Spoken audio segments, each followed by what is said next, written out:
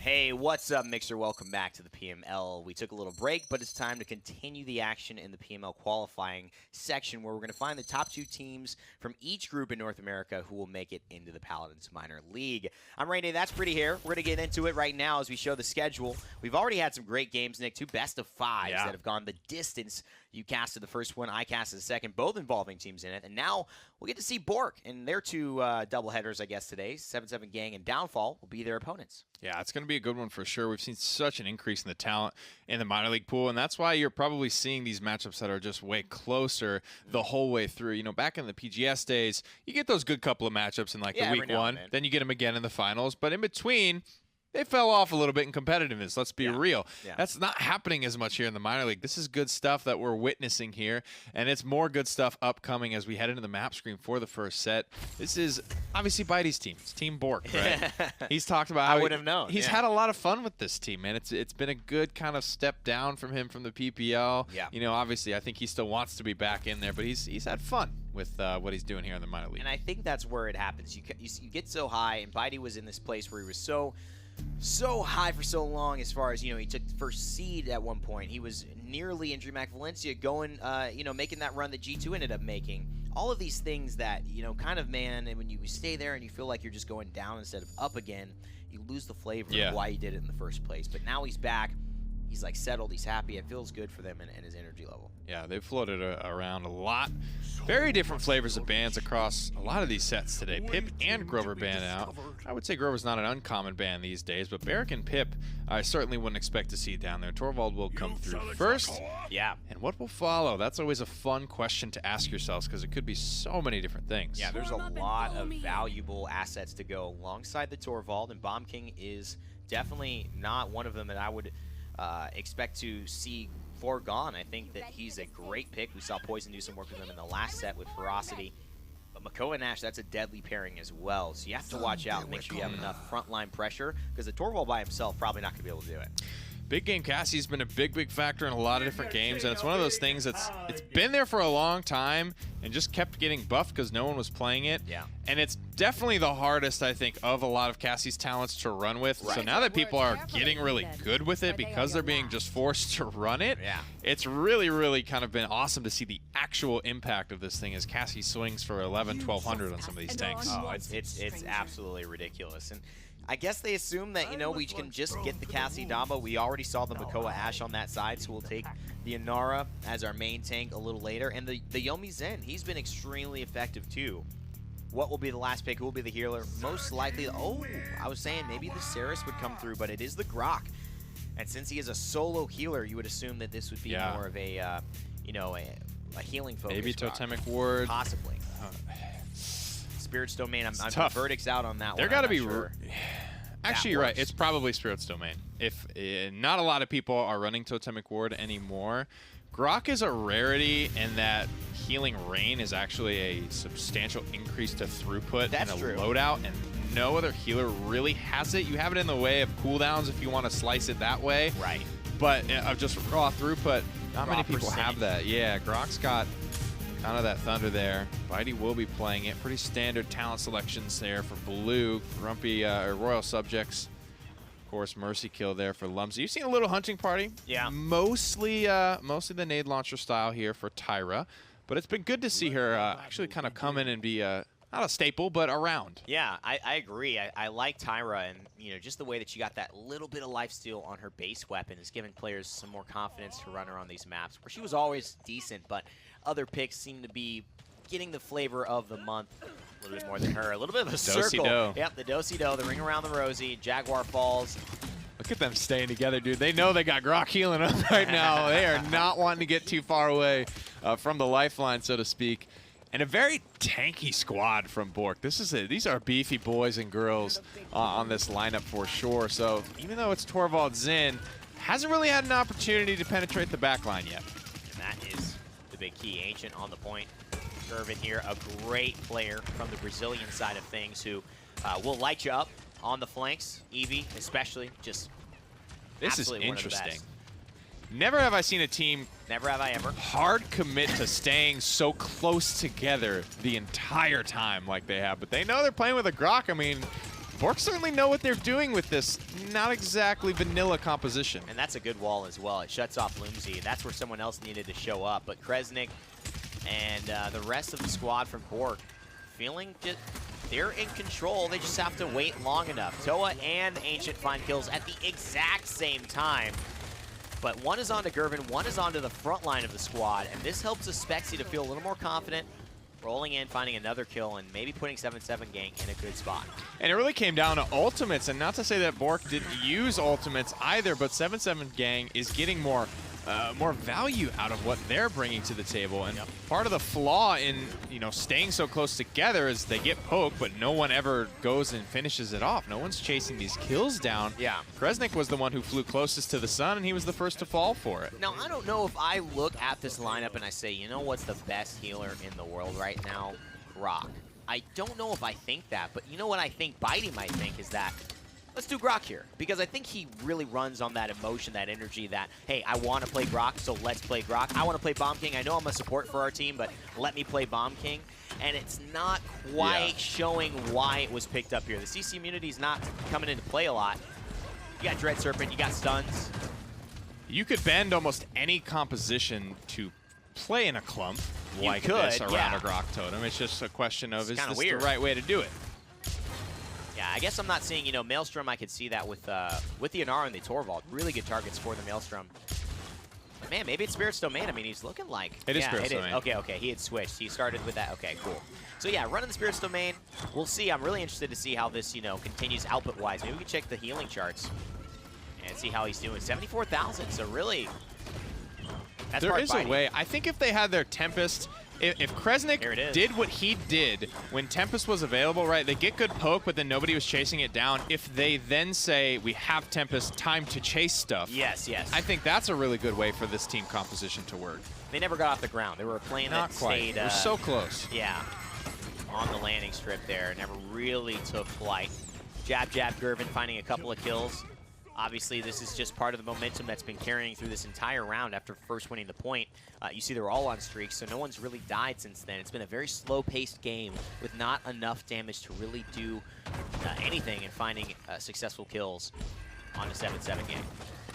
2-0, 2-0, 3-0 here. A lot of goose eggs for 7-7 Gang in the right column as well. A lot of goose eggs in the wrong column for BOORK. It comes through on a jab here with only 37 seconds remaining. This is a critical moment. Whichever way this round is going to go will likely be decided here now. Gervin getting the Hunter's Mark on him. Loomsy forcing him back. And that's just going to add a little bit of respite. Jab is still here. It's been tough to get the Torvald down. Maybe just trying to focus on other targets, as he is a little bit of a nuisance. Not necessarily your priority in damage, but it has resulted in a lot of people staying alive. And BOORK still have 10 seconds to try to hold on to this. Last couple of seconds here. All 5 strong, and ours the perfect frontliner. Just kind of W key up to the payload here. Walls up. Out comes the Spite. Not getting the kill because Bitey's got the umbilical cord attached, keeping this turtle alive. However, his Bomb King will not meet the same fate. And it's a good use of wall. Ancient has been playing the Sonara really well. I mean, he's been baiting out so many people who think that they can find him. And the Zen is just running wild. He's the one champion in this game that's taking some risk and actually doing some burst damage there. Toa's not been maybe what he had hoped on the Bomb King, and that's going to be a 2-0. Or 7-7 Gang, 7-7-7 Gang starting it out. Tough to get a kill, man. I mean, Cassie's she's not putting herself at risk, to be honest. Xin is hard enough to kill at this level with all the cooldowns he's got, and you put a Torvald covering either of them. It's that problem of who are we committing on to, and it's positive feedback loop here as 7-7 Gang are allowed to play safe because BOORK isn't really taking a lot of risks at the moment. This will be hopefully a different story with ultimates involved. Yeah. Something's going to pop off probably a little bit quicker than 1 minute and 30 seconds into this round.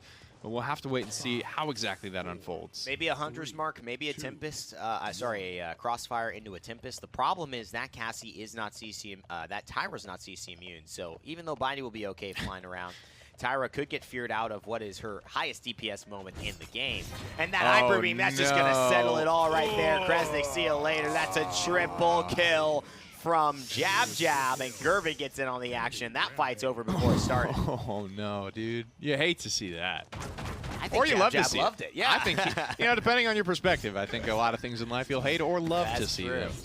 And now it's, good zoning. God. It's not the end of the world zoning here on Jag Falls. They got a Tempest Crossfire. There it is to get themselves back in. But again, Gervin's oh, wow. Whoa. We had all his cooldowns. We assumed he was going to be good to go there, but he just slept on the damage. This is a really good retake. I mean, I love the Tempest. The timing is absolutely perfect. Kresnik dives onto there. They don't use any of their ults. I think 777 gang got a little confident, and it hurt him. It might have lost him the point. I mean, in 2019, you think 3 years into this, Evan and I both getting caught in a Exactly. like just not what we expected at all there from Gervin. Hard to say if that was the sole reason they lost that fight. BOORK was certainly coming blazing in one way or another if that Zen billowed out or not. Would have helped, of course, to have him around, but that's not the case. BOORK will storm the objective, and with comeback mechanic, we'll take it. Quite literally, it was a Tempest of a retake. And I think, it clearly was a lot of damage. Maybe it came from, maybe it was a little bit of BK pressure as well around the corner. Maybe it was a grenade, and a little something, a shot from Ash. And maybe it was Kresnik was closer than we thought. There's been a couple of those moments today where, right as Knessa shoots them, they like completely obliterate, and it's like somebody team shot that. Yeah, That's not the amount of damage that takes. I'm sure he had the same feeling because he just looked so confident, and then losing that Zen right there, that was a huge deal. I think the rest of the team was very surprised, and you can tell. But good stuff from BOORK. 2-1 is the score. Trying to tie it up here, 1:42. They've already made it 80% of the way.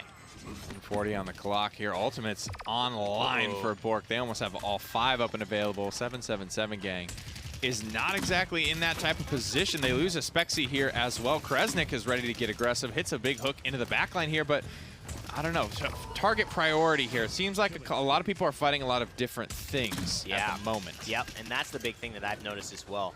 Loomsy also has just been not shooting the Inara as much, wasting just a lot of his ammo and damage. It feels like he's really focusing on these backline targets, onto some of the DPS, Spexy, Gervin.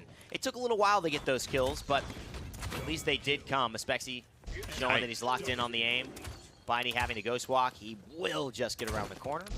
Oh, Spexy. Playing with it. Yep. Thought about it. Thought about it. Didn't want it. 50 seconds here now. No ultimates used by BOORK, but it has allowed, of course, with that victory. 7-7 gang just got the time they needed to get some stuff charged back up. I don't think BOORK's going to be falling for the Hyper Beam again in that spot. Well, hopefully they're thinking about close. it. Yeah, they're really, and that's the danger of being so clumped up. Here comes another Tempest to initiate. 92, there's the seismic crash. They're worried about that. 9% still charged back up. Kresnik is stalled, 97%, 98, but he's not going to be able to have enough health to use it. That was a very good push. And a little lucky to have all those elements not quite ready to defend. Dude, what is the cooldown thing? I feel like he popped off like 5 or 6 of those bad boys in that fight. Loomsy? Yeah. I mean, he's got a He's just nade launcher nonstop. Yeah, just full, he probably just also has full elimination reduction too. The triple kill. Bomb King. Tried to do it.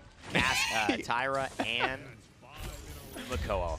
What value? Jinkies. Yeah, let's take a look. I actually want to look at this Tyra loadout and see kind of what she's rocking with, because she is popping a ton of those bad boys off. 40% on Elim as well. She picked up Kronos as well, because she's in there. She is in there. She's in there like swimwear, man. And no Kronos, just with a little bit of the Wrecker. Maybe just getting a lot of the Wrecker. Yeah.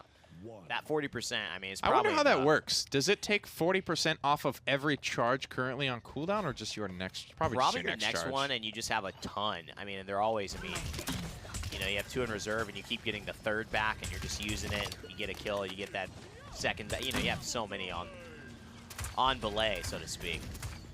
Different in style engagement here, and ours just going to kind of go to the objective. And that happens sometimes. If nobody can figure out what they want to do, the team with Inara just starts to capture the point. Wall goes up. Inara is in a horrific spot at the moment. What is Loomsy doing? Oh, okay, they just let it happen. I guess the comms there. And it's just close. Just not enough. And I think the angles there were much more appreciated on the side of BOORK to say, we do not want a repeat of what had happened. Torvald's still on the left side. They haven't pushed this, which makes me wonder why. Very split up at the moment there. The Crossfire gets no value.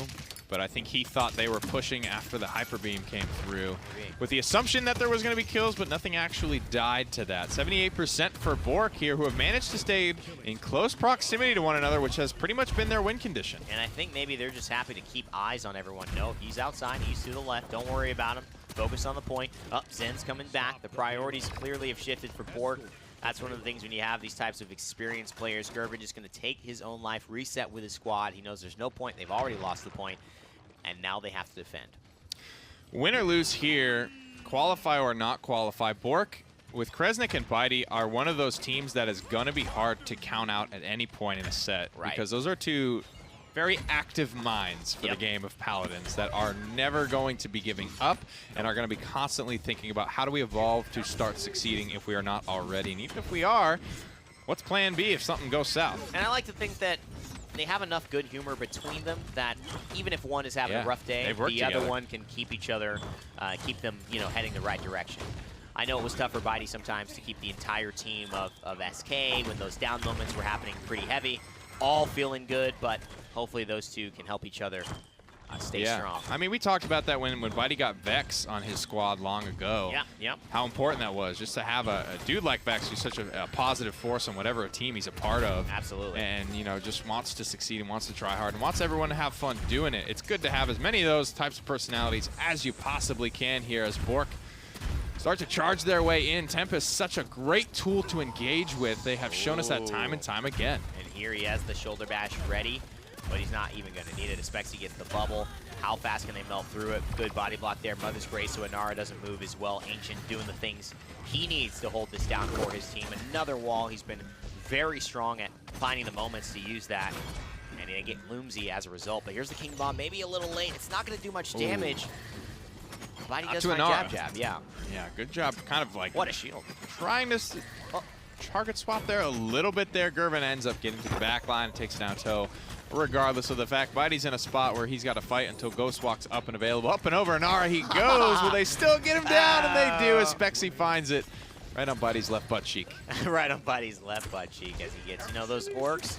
They just got that physique, man. You can't count him out. Yo, Grok might actually be the most ripped character in the game, by the way. He actually is. He very much is. The man has a routine that I think might even rival Chapo's in the gym. I'm not sure. Hell of a diet here. Sub 10% body fat for sure. Sub 10% seconds left in this round. 2 to 3 on the board. Spexy finds probably the last kill of it. Quietly we go to 3-3. Will Grok ever put out an ebook on how to stay fit and look good? I mean, if somebody wanted... Have no mobility skills. You got to run everywhere. You got to run everywhere. All right, no dashes, no blinks. Yeah.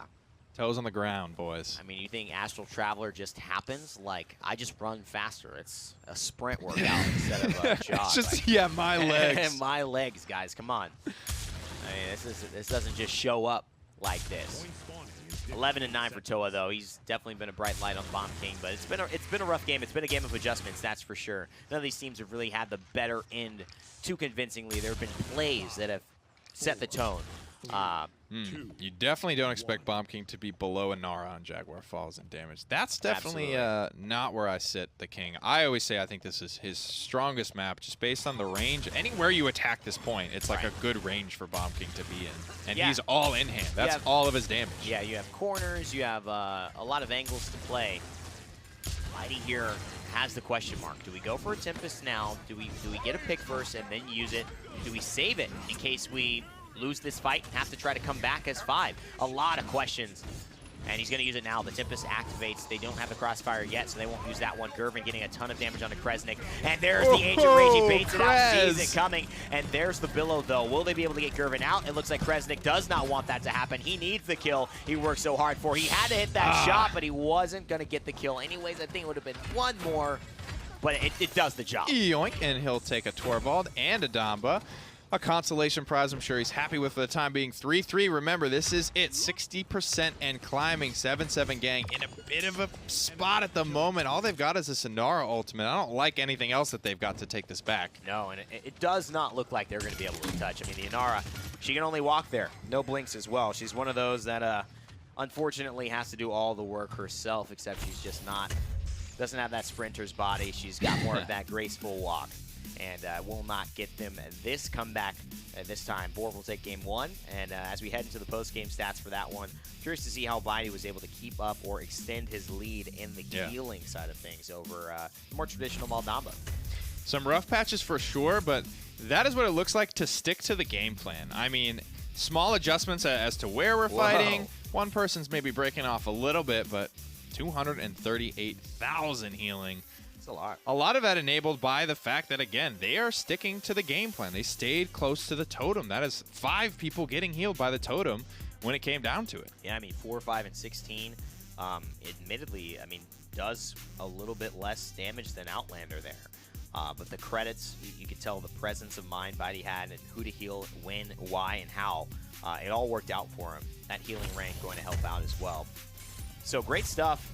Jab probably has the highlight of the game, though, just with this beautifully timed and just predictive hyper beam. I think you just got to laugh about that if you're on BOORK.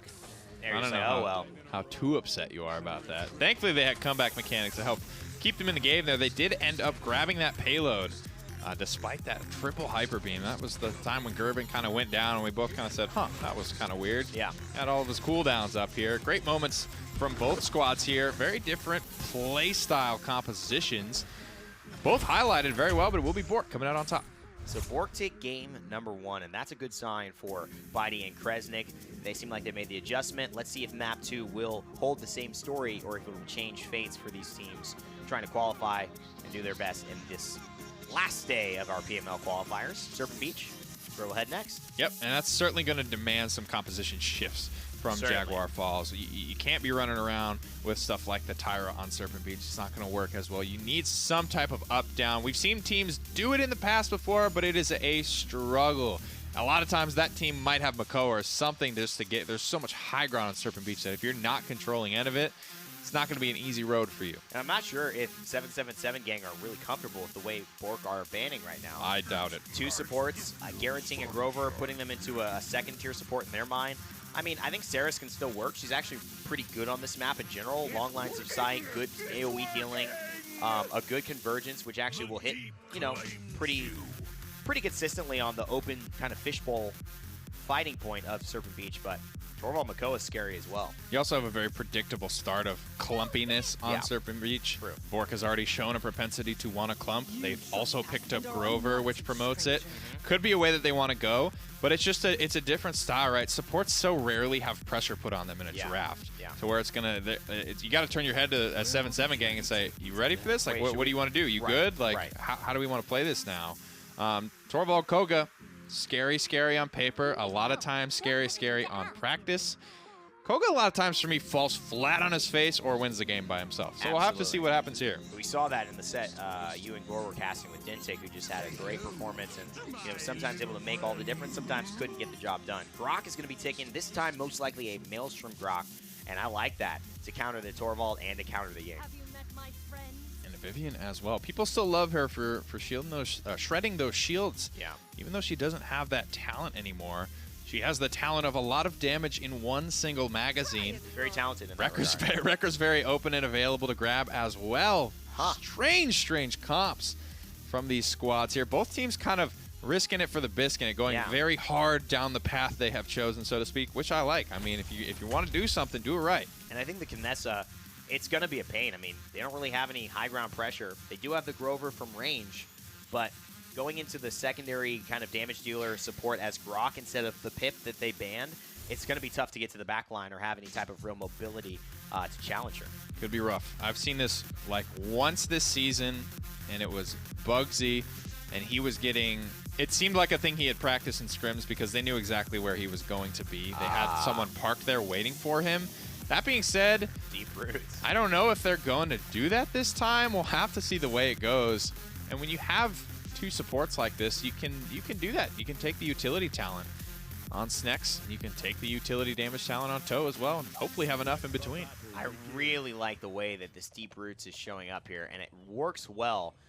From my understanding and actually my testing, you can actually combo this cripple that will now bounce off to different targets off of a Ying clone also. So you can have a really easy target to guarantee maybe a bounce off cripple and really putting, especially Gervin, who's I don't see why not. in a bad spot. Somehow Kresnik is the first to die there. I don't know who was really. Maybe it had to have been Knessa there. Is that a root there on the corner? I think that's what maybe caught him out. Yep. And it's going to follow the same logic as why you would pick Maelstrom Grok, right? If you've got easy targets to hit, you've got easy targets to hit, and that's how you leverage this talent. That's how you get your value, and that's what they're going to do. And there's a couple things I like about Vivian, and I think Bitey, you know, he loves the diversity of champions and just playing everything. But I love how good it is against stationary targets like Torvald. I love how it can pressure out the Knessa from range because the consistent damage is just a lot, plus the shield can counter that out. But I love how it also puts Gervin into a different spot. Like, does she have the shield up? Can I dive her? Can I not? I mean, I'm a low health character. Will she just be able to raw beat me in damage? Questions you got to ask yourself. And Kresnik trying to hold strong here on this objective, getting some decent healing, having his own little personal totem. It's the perfect use for Maelstrom Grok, so that Grover doesn't have to put himself at risk to heal this tank. He can stay with the rest of the gang and do their thing. BOORK, like I said last game, they're going to do this every time. They're going to play the composition that they draft very well. You know that this has been thought out very, very hard from multiple different angles when they draft it. And I think there's real good logic to it. And you talk about, well, maybe this draft is great, but the execution isn't. They also have good players to be able to execute it. And Bitey is flexing the way that he wants to as a player, and it's working out really, really nicely. Even after losing their tank early, they get everything they want. 1-0, payload, still pushing. And so far, Koga has not taken over the game. Hasn't exactly fallen flat on his face, but a lot of times when you draft Torvald Koga and you don't take over the game, that is failure in and of itself. Yeah, I mean, that's why you draft him. So far, I like this angle, though. I mean, he drops down, maybe a little bit of a misclick. And this is what we were talking about, bro. This is where they're going to struggle. BOORK have no way to, they have no way to stop this. No high ground at all. I don't know how you do it. I mean, at all. Most maybe of the Grover? time, go under it. Yeah. Probably literally have to just go under it and hope. Yeah, and maybe just take that right side, you know. I mean, they know exactly where Gervin is. Maybe don't try to pressure this. Just try to go for the far right side and, you know, head over this way. Obviously, Gervin can rotate about as fast as they can walk. Yeah, Koga's tough, man. He's up and down whenever he wants to be. Literally doesn't even need a cooldown for it. Yep. Only wall climbing passive in the game. 60 seconds on the clock now for BOORK to figure it out. They struggled in the first round of game one. They might need to, you know, go back to the drawing board and figure this out. Looked like Loomsy took a little break for a second. You know, took a sip of coffee, then decided to dodge roll out of trouble after he got hooked. Maybe just trying to change the timing. Maybe. Why do you hit the strafe pattern here? My dude is dodging everything. This Makoa's throwing his way, and now the cripple root almost is enough for him to turn it around. But the problem remains here. This payload isn't making too much progress, and there's a lot of people up on the high ground that BOORK don't really have a way to get off the high ground. And you know what? This is also a good idea. It's a good idea. Torvald and this Knessa, but Bitey has a lot of AoE splash now. Gervin, if he dies, and he does die, wow, it's going to be tough. And I like this. Push with your two tanky targets, your Grok, your Inara. Get up to that high ground and just push him down. This is literally like the old-fashioned way. To walk a Grok and an Inara up and around like that. A Grok and a rock. I don't know, dude. A Grok and a rock walk up on top, and then they go pop. Dude, nothing really happens as a result of it. That is a strategy a long time in coming to not know what the payoff is there. And yeah, that's going to be the theme of this game. They might have a good-ass point fight, but I don't know what they're going to do to get this payload pushed. It might have to just come from like a hard commit that just goes right for them. Yeah, and you know what? Maybe it's just like the snowball maybe off of it. They did lose a little momentum towards the middle of that push. And if they can keep it, maybe they get past that point and Koga has to fight in more of a, you know, more of an open space. That's what they're going to be hoping for. 6-4 for Gervin, so he has shown up towards the second part of that round, but the early fight has gone the way of BOORK. Let's see the adjustments, if any, 777 gang can make. Creeping up now. Not a lot of ultimates for BOORK either. That's certainly something to look after. Kresnik got blown up on the objective in the first round. He'll probably be looking to make an adjustment there. Gervin barely skirts out of trouble, but he does lose his Torvald. And good play, and Toa is in trouble. I mean, just like that, Koga can apply the pressure. That means, hey, I'm going to die in a second if I'm not careful. Bitey's not too careful either. He wanted to burst that shield and just peek back, but he missed the first, tried to get the second, missed the second, tried to get the third, and then died as a result. I wonder if that was frustration or just maybe wasn't aware of the situation. Sheesh. And Ancient goes down. No Ancient Rage pop. No Ancient Rage available. Full do-si-do on a Spexy, who looked like, I guess he couldn't find where his transporter could actually land, and just turns his back to Bitey, and easiest kill of his life. Yeah, Bitey's just like, oh man, he went out from cover. Oh, he's back, and okay, all right. And this is the momentum that they want. This is where you want to get Gervin early. If you can find him, get him off this high ground, get this payload back, and they've got the Grover. They got the full team there. They've got all these axes coming through. I mean, he wants the shield, but I don't know. Yeah, best chance they've got is rooting him while he's peeking and blowing him up. That's far easier said than done, though. Gervin being careful, but Grover not letting up, making sure that I'm watching you. Yeah, I mean, I'd like, if I'm Snakes, I'd maybe go high ground, just on that other little cubby, stand on top of it where you know some players can, and just keep an eye out on that window. Get the root. Bitey is just waiting with that opportunity in chaos. The Tempest comes out just too late. Tough, does not save Bitey. And yeah, it looks like they will snowball this fight. At 850 a swing, I mean, it's just tough. Like, that's really hard to fight against, even as Vivian, who's not squishy, has her own little personal shield. You've seen how difficult of a concept this is to defend against Claw, Koga. Kresnik's going to hop off the map. Plenty of time to figure it out. Payload extremely close. And again, you have Tempest, not available right now, but it's always something you can just hard W key, slam your face into the keyboard, come at them really fast, maybe blow up a tank and get that payload that last couple inches. Yeah, I mean, I love the idea of maybe Grover and Grok heading up there together on a Tempest. You know, get the team moving forward in that normal channel, and then Grok goes high ground with Grover and Divine. He gets the root, they get the Maelstrom, and they're like, what up? Two supports can take a Koga down in Paladins, I believe it.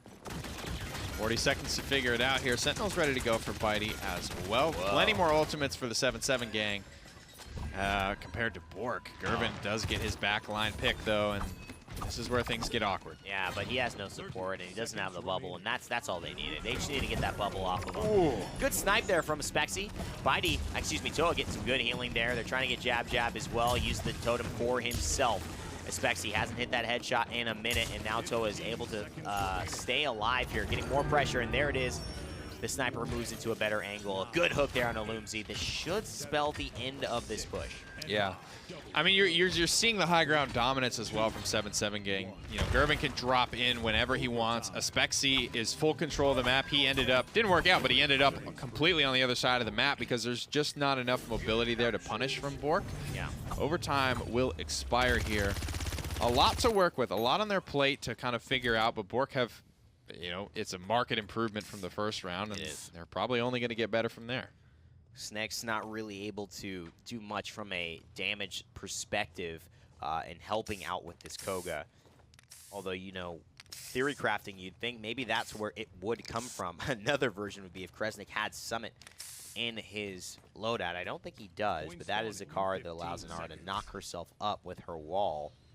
And so he doesn't have not this time that as an option. That might have been the thing, to be honest. I mean, Gervin gets that. That could have worked. Like BOORK, what they just did could have worked. Gervin doesn't get that pick. Grover makes it into the fray of that team fight. Spexy also hits two really big shots that get important picks. If those, you know, incremental things that are far from guaranteed to be happening don't happen, then that's a very different fight from BOORK and maybe even a conversion. Hyper Beam pushes them back. Seismic Crash as well, trying to set things up, takes momentum back in their favor. This point fight has not been the problem for BOORK. We know that. Ancient dies yet again. They haven't been able to get the Kinessa having nearly as much value, nor the Koga. Yeah. But surprise, this will win you the game. Yeah, this will. You can just do this one more round. And you got the W. The scary part, though, as we've always seen, is if you do it 2 times, you can't push. The 3rd time, you never know what's coming out of their sleeve. You never know. One good fight, one good flank, and it's all over. And you've won 3, but you haven't won the 4th. Well, round and around we go here. BOORK back on the offense once more this time. See what adjustments they make, if any. Last round, they were able to get a pick that really kind of helped them get up this hill. Yeah. Gervin is kind of moving into position where he can pressure them out, but he's afraid to cross this bridge, which he really should be as Koga. Yeah.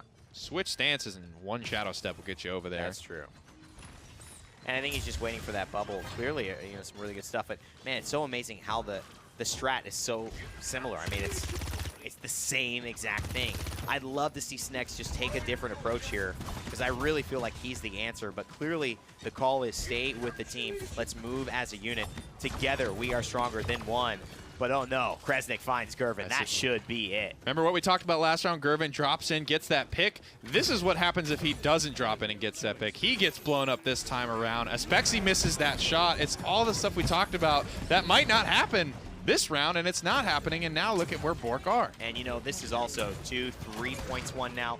We're not talking about the fact that 900 credits ahead is every single player on the side of BOORK, those cauterizes, those wreckers, maybe those havens, those defensive items, so that Koga's not hurting as much. They have the ability to turn around and find that kill. Spexy can't headshot him the same way, and BOORK, they grab another victory. But this time, a very well-crafted victory. Kind of like Death Volley 2 games in a row here from BOORK, and it's interesting that, you know, I said it. I was like, they're going to have to change up the draft, blah, blah, blah. Walking around Surf Beach is tough to do. Seen it before, and they just did it. They just put the words in my mouth for me. They made it work on a map that got a little bit better every single round until the game was over. And you talked about how hard it is going to be to beat guys like Bitey and Kresnik. Very active minds. You could tell they didn't figure it out round 1. Round 2 got a little closer. Yeah. Round 3, oh, it was clear. We know what to do. We kill him. It's all over.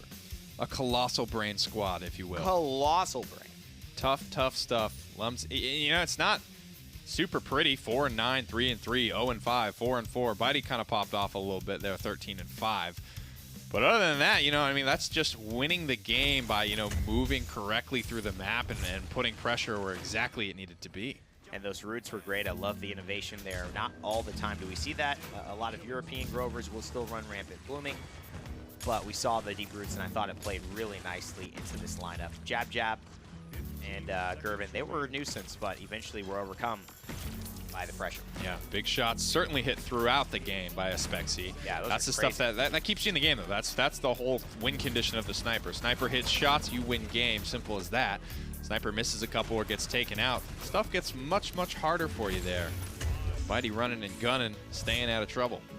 And now it's time to see if this set will go the distance or if it will be closed out here. We've had a lot of teams struggle with map number 3, especially after winning the first 2. In fact, every single set today has been 2 wins in a row and then 2 wins in a row for the other team. And Stonekeep has often been where the tide has changed. Will this prove to be a similar situation for BOORK and 777 game?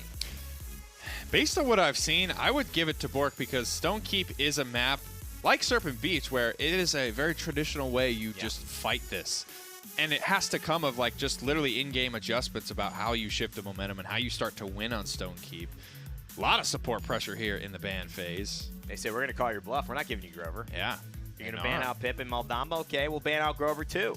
Okay, so now we're looking at, I mean, if it's Bitey, it could be another Grok, right? Grok is not uncommon to see on Stonekeep, but Bitey likes his Saris in a way, and Furia actually has done very well, specifically on this map in the set that I casted earlier, paired with Inara. So many full resets on full resets. We've seen that storybook before when Furia was a bigger staple in the meta, but with so many front lines open, this becomes a very interesting draft. And how do you feel about the priority of the Barrack? You don't have to ask me that. Well, yeah. But I think you know what they're trying to do clearly is I think they're taking the role for the point tank, and they're taking the role for maybe the roaming tank, the offensive tank. I find it interesting that they have the Torvald here as well, but the Torvald BK is a dangerous, dangerous combo. Park and Ash in front of it. You know how I feel about that. I love like something bodyguarding a Bomb King, who kind of already doesn't need to be bodyguarded because he's being looked after by Grandpa in this instance. Saris will be the pick here for the 7-7 gang. Man. Is it something like a Genos for BOORK, maybe? Haven't seen any of that today. Yeah, there is some possibility there. I just, it's crazy, you know. Khan is just, you know, not a factor right now.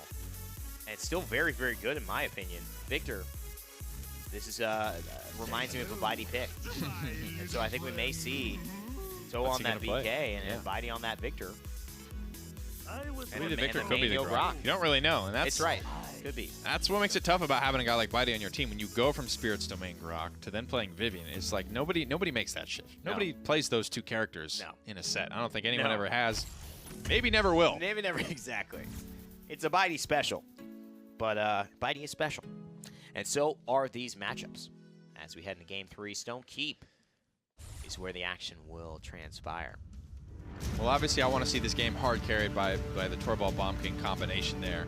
And if that's getting so much pressure with it, like that combo, Ashe, Torvald, Bomb King is going to be hopefully creating a ton of pressure to where the more successful they are, the more successful Loomsy becomes. Because if he's not being bothered, then he gets to do whatever he wants and just rip people apart in burst mode Victor. And that's up to Gervin to stop. So, yeah, it is going to be Bitey on the Spirit's Domain. Loomsy feeling confident on the Victor. Gervin on the Zen again, a familiar pick for him after the Koga did not work out.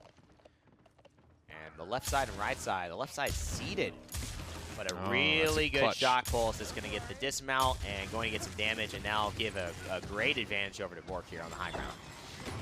They get the high ground, got to get this Victor up where he can start to be successful. Obviously, they got the Grok here to bounce around on this poor little Baron all by himself on the objective, but it is what it is right now. No kills and 39% for 777 game. He drops to the low ground, and I don't know. I mean, I haven't seen a lot of bubbles heading the way of the Bomb King, and now a hook is slowly but surely approaching.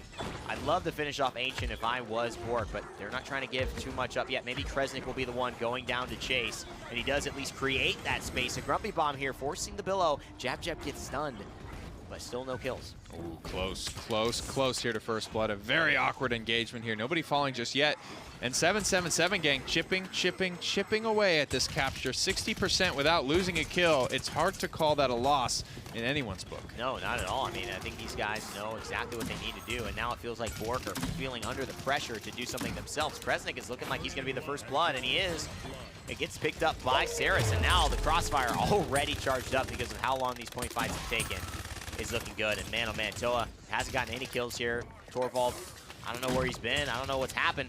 Bomb King needs to show up, and he finally does. There's Snakes with a kill on the jab, and the King Bomb at the ready. Yeah, the longer these fights drag on and on and on and on like this, the less the plan is in place, you know what I mean? It's like, you know, you have your plan laid out for the first 30, 45 seconds of this round, and then stuff just starts to kind of fall apart, and instinct has to take over. I mean, we're a minute and a half in at least in terms of a point fight, 84 to 90. These two teams are just going back and forth, but Loomsy finding a clutch kill on the Gervin. That's going to open up so much pressure. He's off the leash now at this point. Gervin's dead. His natural predator is off the food chain, and away he will go with this team fight. Overtime started in favor of BOORK. It looks like it's going to end that way. And good healing there. You can see how instrumental the Saris healing is. And maybe a lot of this Torvald love is actually going to Loomsy right now. And some of these grenades, some of the pressure that he's had. Could be. I haven't seen a lot on Toa, but I mean, I may just be missing it.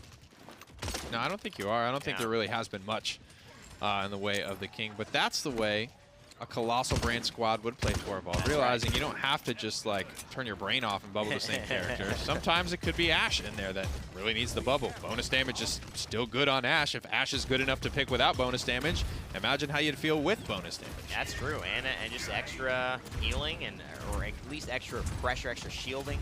All that stuff makes Ashe even stronger. A good hook there. Kresnik does have the up down. Ooh, close. Ooh, she jumps. Oh, and he gets the knockoff anyway. There was nowhere to go. I mean, you could have just fallen down. I guess he wasn't anticipating it would be that much of a knockoff. You could tell. I mean, Kresnik was kind of looking around like, well, now I don't have anything to shoot. I mean, I'm sure he's happy to take that, though. Yeah. That's a good 2-0. Oh, and again, he gets knocked off by Kresnik back to back. Kresnik's like, you know what? You know what I could do? That strategy was pretty good. I think I liked that. I think I'll do it again. Bitey, Loomsy, and Toa haven't died at all. That's a 2-death round for BOORK. Looking good. 2-0. Not their map pick either, right? 777 gang have selected this one as they've lost everything so far. And not a team that has shown themselves to be slowing down the later the game goes is BOORK. Yeah, not at all. And good stuff. This is a team you would expect to be in the one position here in North America, Group B. And so far, they have proven that the third map curse does not apply to them. But hey, 2-0s all around. You never know how this round's going to go. Nice grenade. It's going to get a 3-man dismount. Saris just chooses to dismount. A lot of stuff coming at him right now. Got to back up here. Koa's coming through. And Hyper Beam will dismantle most of the follow-up. Oh, that's a big boy. In the dome shield as well. I mean, that's about as good as it gets. You get 2 kills, you get 2 front lines, and 1 ultimate. 2 ultimates off of it. I mean, Toa had the most value play there and still stays alive. That is a juicy one. I don't need to break that one down for you any more than it's already been seen. A lot of double-digit streaks, 311 streaks going right now for BOORK. 51%. Comeback mechanic, still a thing here. Not a lot of great ultimates to take this one back, but the 7-7 gang will certainly try. Ooh, trying to get the extra bonus damage from the Torvald bubble. It applies to abilities too, and that's maybe more than Jab Jab anticipated. Colossal brain strats here from BOORK, and it looks like they are going to take this next objective, barring them all just jumping off the map. And it won't be the latter. And there it is. The BOORK do grab this one. 3-0, they go up. Streaks continuing to burn. A lot of momentum here for the 7-7 gang to try and bring themselves back up against. That was a lot of what was successful about this end of the payload push was catalyzed by Kresnik's IDK, if planned or not, knockback off the map. So we'll have to see how they get it done this time around. Kresnik is not on the high ground currently, but he looks like he may be heading that way. Jab Jab had a rough one at this, and again, it feels like BOORK are just a step ahead, and this is what you'll see with these good teams in Paladins. You'll start to notice it the more you watch, the more you become an avid viewer of the esports, the more you just spend time. You can have these sets where it feels like it's not fair that the fight is just always shifting towards them. Sometimes it's mechanically, but a lot of times in Paladins, it's not about hitting headshots and the other team not. It's about the lineup, and this lineup just seems to be working so much better on this map than 7-7 gangs.